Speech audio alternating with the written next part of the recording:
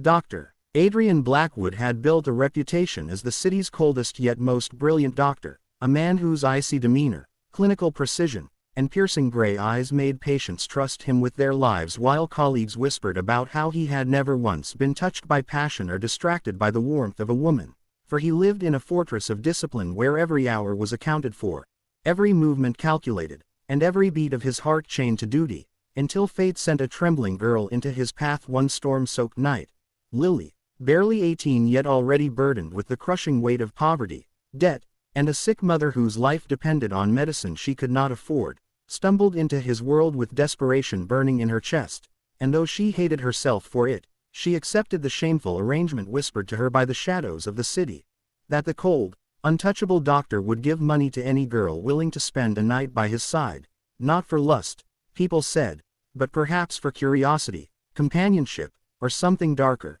Yet Lily had no choice, her hands shaking as she knocked on the heavy oak door of his secluded mansion, rain plastering her hair to her pale face, her heart thundering as she wondered if she was about to sell not just her dignity but her soul. Adrian opened the door with the same stern expression he wore in the operating room, his gaze sharp enough to slice through lies, and for a long moment he simply studied the fragile figure before him, soaked and shivering, too young and too innocent to be standing there, and though his voice came out clipped and cold, "Come inside," there was something flickering in his eyes that even he could not define, something that stirred as she stepped hesitantly across the threshold. The mansion was silent, clinical, filled with books and instruments, not the decadent lair of a man seeking pleasure, and Lily felt her fear twist into confusion, for he did not touch her, did not leer, only watched as she stood trembling, clutching the strap of her worn bag, until finally he asked in a voice that seemed to echo through the emptiness, "Why are you here?"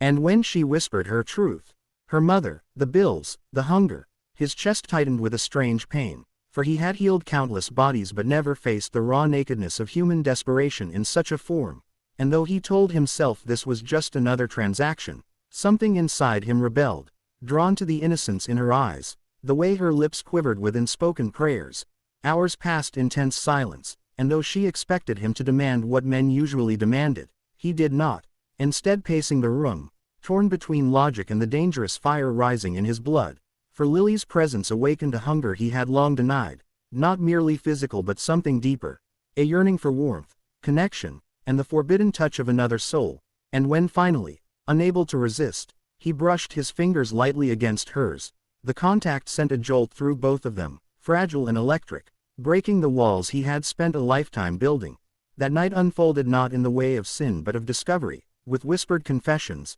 hesitant touches, and a storm of emotions that neither had ever known, leaving Adrian shaken by the realization that he, the untouchable doctor, was now enslaved by the innocent girl who had come for money but left with his heart. Yet dawn brought reality crashing back, for Lily tried to slip away, believing she was nothing more than a mistake, unworthy of the world he lived in, but Adrian, consumed by obsession and a protectiveness he could not control, stopped her with words that trembled on his usually steady lips. "You don't understand, Lily, you've ruined me, and I will never let you go." And from that moment began a dangerous dance between poverty and power, innocence and desire, where Lily struggled to reconcile her shame with the undeniable pull she felt toward him, and Adrian fought against his own demons, torn between the cold perfection of the life he had built and the fiery chaos of the girl who had shattered it, their bond tested by society's judgment, family secrets, and the shadows of their own pasts, until every choice became a battle, every glance a confession, and every heartbeat a war between logic and love, a war that neither of them could win without losing everything they thought defined them, and so their story burned on, like a forbidden flame that could never be extinguished, consuming them both with a passion that began in desperation but transformed into the one thing neither of them believed they deserved: forever.